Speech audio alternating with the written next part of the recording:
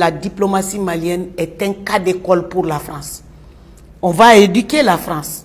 Et vous allez voir que la France sera l'esclave des pays africains. On en fera ce qu'on voudra. Et à l'avenir, ce sont les Africains qui vont imposer des présidents patriotes à la France. Il faut rééduquer cette France. Il faut que les peuples soient obligés de se regarder en face, de regarder leur laideur en face, leurs crimes contre les Africains qu'ils ne considèrent pas comme étant des êtres humains, mais comme étant des choses. Ça, c'est bientôt terminé. Donc, en revenant sur cette calamité qu'est cette ministre qui ne prend pas la leçon. Les erreurs des précédents ministres. Voilà, et justement, ce qui l'attend, c'est elle ira à la poubelle de l'histoire comme ses prédécesseurs. Donc, cette dame dit que le Mali va d'échec en échec. Où est l'échec? Pendant 9 ans, pendant 10 ans, qui a échoué? Pendant 10 ans, Steve, figure-toi que la France n'a même pas tué 49 terroristes au Mali. Et personne n'a jamais vu un corps de terroristes que la France a tué. Tout simplement parce que ce que l'État malien est en train de dénoncer, c'est ça la vérité.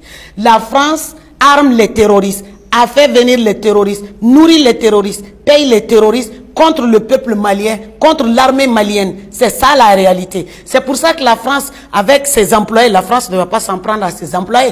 Et la France même était un État terroriste. C'est pas moi qui le dis, c'est Salif Keita qui le dit, le grand panafricain musicien, chanteur du Mali. Salif Keita, il a dit la France c'est un État terroriste et il a dit comment Ibeka peut se soumettre à ce gamin.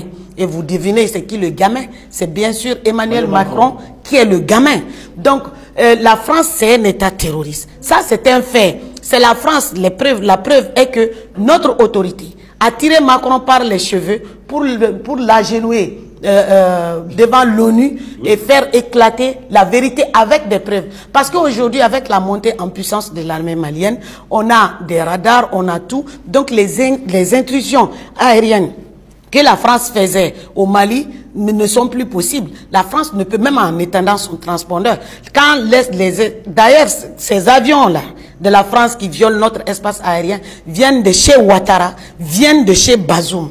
Ce sont les deux pays qui, dans lesquels la France décolle son avion pour venir déstabiliser, larguer des armements terroristes et puis ensuite espionner nos camps et donner même des drones aux terroristes pour venir combattre l'armée malienne et au nom d'un terrorisme frélaté pour venir tuer le peuple malien, brûler les bétails, brûler les maisons, brûler les champs, brûler les récoltes.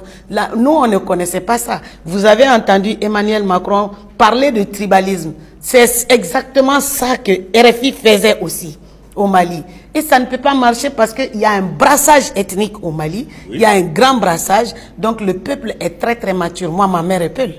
Ma mère est Peul, sa mère est Peul, son père est Peul. Mon père n'est pas Peul.